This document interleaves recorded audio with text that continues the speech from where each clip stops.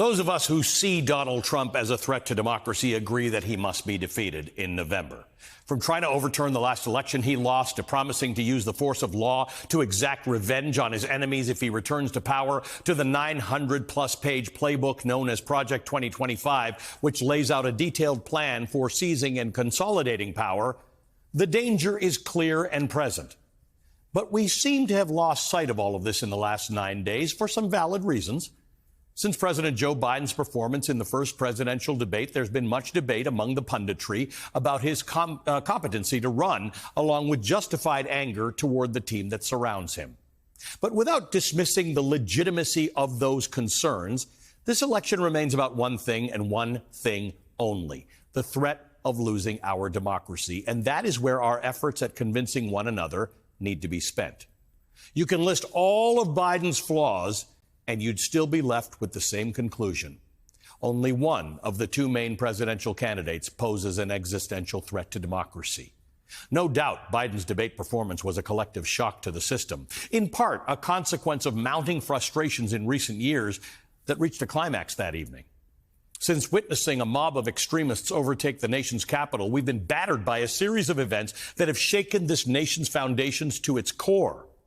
From the battle to rewrite American history in our schools, to book bans and organized efforts led by extremist judges, attorneys general, and Christian nationalists to forces to roll back civil rights. Before we can fully process one crisis, we're hit with another. For so long, many of us naively believed that our democracy is infallible. These threats can never flourish here. But the actions of extremists in recent years, with the help from the Supreme Court, have shattered that illusion, leading us to this moment.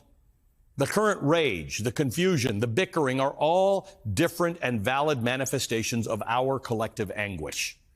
We grieve that our 248-year-old democracy has reached this precarious point, teetering on the edge of uncertainty. But now more than ever, it's crucial that we hold our ground. It's crucial that we maintain perspective. Whatever happens with Biden, whether he steps aside or stays the course, the Democratic nominee, any Democratic nominee, will be a better option than the alternative, which is the downfall of American democracy. None of this dismisses the legitimacy of concerns about Biden. None of this absolves the media and the Democratic establishment of their failures.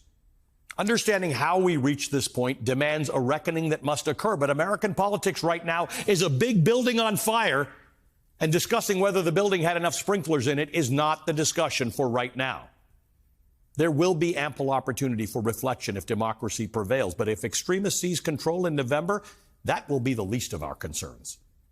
This week, we celebrated 248 years of independence from the oppressive shackles of a tyrannical king. Shortly before the 50th anniversary of American independence, in 1826, Thomas Jefferson would write his last public letter. His words resonate even more strongly today. He referred to himself as one of the surviving signers of a declaration pregnant with our own and the fate of the world.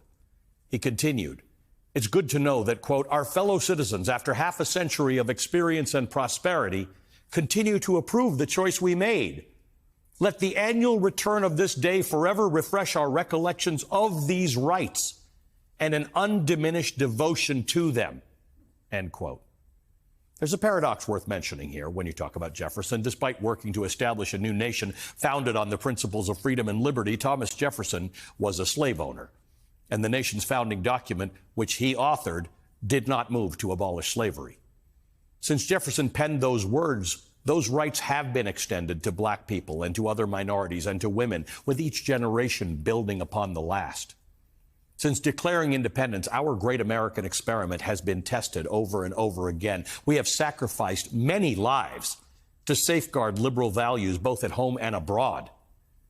During World War II, the world was divided into two camps, democratic versus fascist forces. Where America stood was clear, and it played a crucial role in liberating Western Europe from totalitarianism. Our contribution solidified our position as a global superpower. Consider how differently that war may have played out if we had a demagogue steering America off the cliff, much like we might have after November's election. Today, Our great American experiment is at risk of collapse. Rid yourself of the notion that this is simply a race between two parties. This is a fight to preserve our hard-fought freedoms. We have two candidates. One stands for democracy, and one doesn't. That's the beginning and the end of the realization that voters need to have. Biden's condition, whether it's tiredness or something else, is certainly not irrelevant, but it's almost irrelevant.